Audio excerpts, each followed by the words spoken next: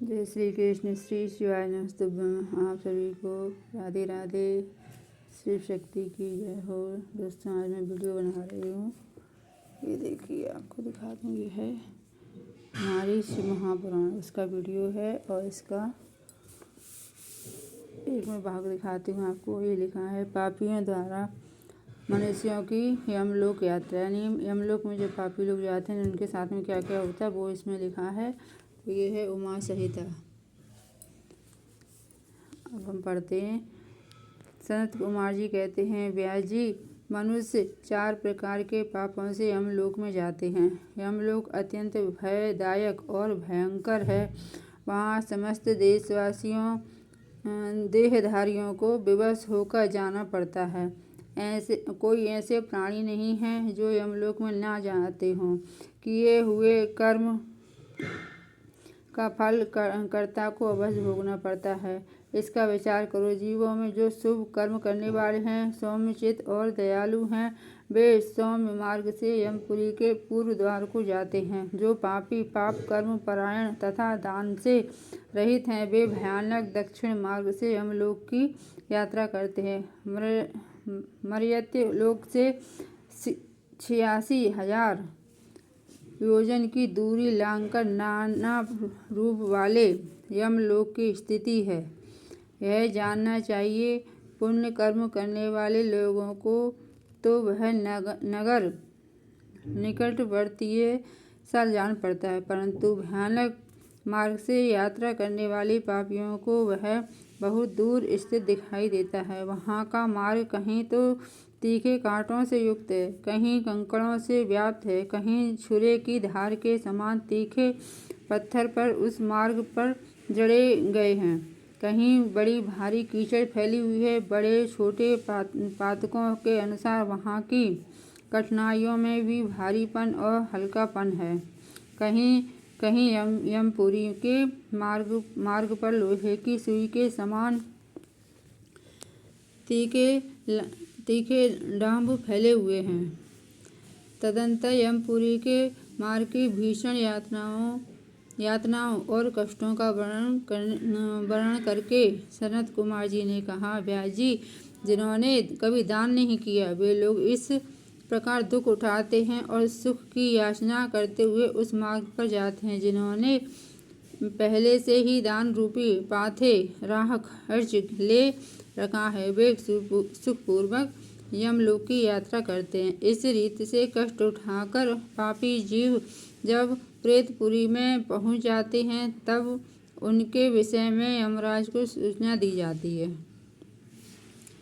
उनकी आज्ञा पाकर दूत उन पापियों को यमराज के आगे ले जाकर खड़े करते हैं। वहाँ जो शुभ कर्म करने वाले लोग होते हैं, उनको यमराज स्वागत पूर्वक आसन देकर, पाग और अर्घ्य देकर, अर्घ्य निवेदन करके प्रिय बर्ताव के द्वारा सम्मानित करते हैं और कहते हैं, वेदोक्त कर्म करने वाले महात्माओं, आप लोग धन्य हैं, जिन्होंने दिव्य सुख की प्राप्ति के लिए पुण्य कर्म किया है। अतः आप लोग दिव्यांगनाओं के भोग से भूषित तथा संपूर्ण मनोवांछित पदार्थों से संपन्न निर्मल एवं स्वर्ग लोक में जाइए। वहाँ महान भोगों का उपभोग करके अंत में पुण्य के क्षीण हो जाने पर जो कुछ थोड़ा सा अशुभ शेष रह जाए, उसे फिर यहाँ आकर भोगिएगा। जो धर्मात्मा मनुष्य होते हैं, वे मानो यमराज के लिए मित्र के समान हैं। वे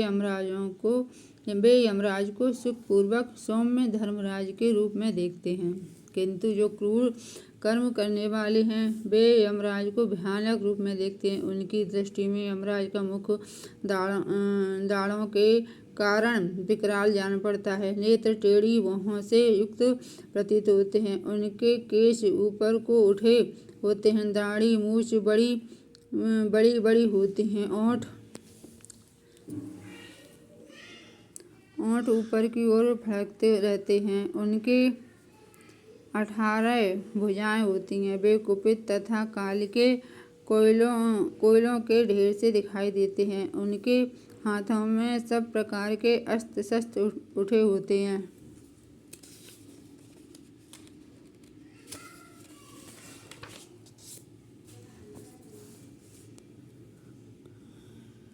वे सब प्रकार के दंड का भय दिखाकर उन पापियों को डांटते रहते हैं। बहुत बड़े भैंसे पर आरूढ़, लाल वस्त्र और लाल माला धारण करके बहुत ऊंचे महामेरु के समान दृष्टिगोचर होते हैं। उनके नेत्र प्रज्वलित अग्नि के समान उद्दीप्त दिखाई देते हैं। उनका शब्द प्रलय काल के वेग की गर्जना के समान गंभीर होता है। वे ऐसे जान पड़ते हैं मानो महासागर को पी रहे हैं, गिरिराज को निगल रहे हैं और मुंह से आग उगल रहे हैं। उनके समीप प्रलय काल की अग्नि के समान प्रभाव वाले मृत्यु देवता खड़े रहते हैं। काजल के समान काले काल देवता और भयानक